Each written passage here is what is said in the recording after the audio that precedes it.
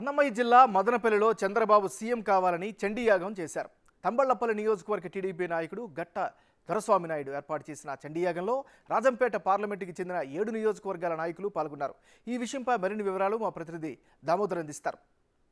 Telugu Desam party అధినేత మాజీ ముఖ్యమంత్రి చంద్రబాబు నాయుడు మరోసారి ముఖ్యమంత్రి కావాలంటూ అన్నమయ్య జిల్లా మదనపల్లిలో శ్రీ దశ మహావిద్య సమేత మహారాజా శ్యామల చండీ యోగాన్ని తెలుగు యువత నాయకుడు కట్టా దొరస్వామి నాయుడు ఆధ్వర్యంలో మదనపల్లిలోనే ఒక ప్రైవేట్ కళ్యాణ మండపంలో నిర్వహించారు. ఈ కార్యక్రమంలో 3 రోజుల పాటు ఈ కార్యక్రమం సాంప్రదాయబద్ధంగా కొనసాగింది. జాడా జగదీష్ శర్మ గురువు ఆధ్వర్యంలో ఈ యాగం పూర్తి స్థాయిలో నిర్వహించారు. పూర్ణాహుతి కొద్ది సమయం ముందే పూర్తయింది. ఈ కార్యక్రమంలో మొత్తం తెలుగుదేశం పార్టీ నాయకులు ఇటు అన్నమయ్య పార్లమెంటు జిల్లాకు సంబంధించి మొత్తం నాయకులు ఇక్కడ పాల్గొన్నారు. ప్రస్తుతం మనతో కార్యనిర్వాహకుడు కట్టా దొరస్వామి నాయుడుతో పాటు అన్నమయ్య పార్లమెంటు రాజంపేట పార్లమెంటు అభ్యర్థి సుబ్రహ్మణ్యం ఉన్నారు. వారితో మాట్లాడదాం. చెప్పండి, యాగం ఎందుకోసం నిర్వహించారు? కేవలం తెలుగుదేశం పార్టీ అధినేత ముఖ్యమంత్రి కావాలన్నా మరే కారణాల వల్ల?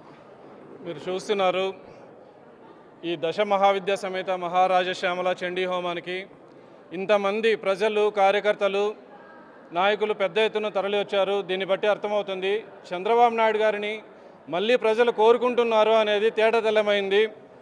ఈ యొక్క హోమం ముఖ్య ఉద్దేశం చంద్రబాబు నాయుడు గారి పరిపాలన వస్తేనే మళ్ళా రాష్ట్రం సుభిక్షంగా ఉంటుంది, చంద్రబాబు నాయుడు గారు వస్తేనే మళ్ళా రాష్ట్రాభివృద్ధి జరుగుతుంది, చంద్రబాబు నాయుడు గారు వస్తేనే మరి పరిశ్రమలు వస్తాయి, చంద్రబాబు నాయుడు గారు వస్తేనే మరి యువకులకు ఉద్యోగ అవకాశాలు కల్పిస్తారు, చంద్రబాబు నాయుడు గారు వస్తేనే వ్యవసాయ రంగం బాగుంటుంది.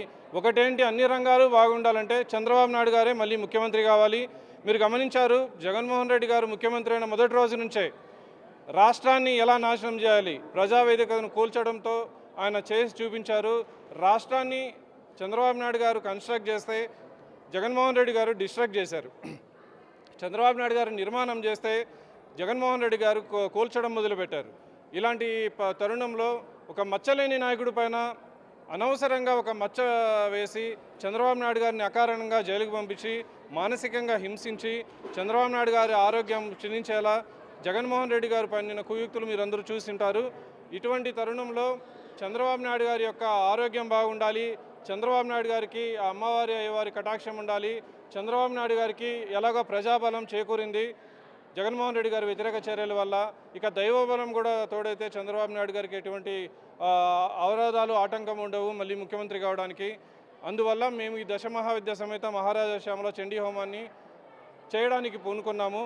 ఈ హోమం చేయడం వల్ల చంద్రబాబు నాయుడు గారికి ఆ అమ్మవారి ఆశీస్సులు నిండుగా ఉంటాయని భావించి ఈ హోమాన్ని నిలబెట్టాము. ఈ హోమానికి పెద్ద ఎత్తున నాయకులు వచ్చారు. నిన్న కిషోర్ కుమార్ రెడ్డి గారు జాతీయ ప్రధాన కార్యదర్శి వచ్చారు. ఈరోజు మా అన్న సుబ్రహ్మణ్యం గారు రాజంపేట పార్లమెంట్ అభ్యర్థి గారు వచ్చారు. ఈ హోమాన్ని చూసి ఈ హోమానికి అటెండ్ అయ్యి ఈ చంద్రబాబు నాయుడు గారికి వారి యొక్క వేడుకలు కూడా అమ్మవారికి ఉండాలని ఈరోజు అన్నగారు కూడా రావడం జరిగింది. చాలా శుభపరిణామం. చాలా ధన్యవాదాలు.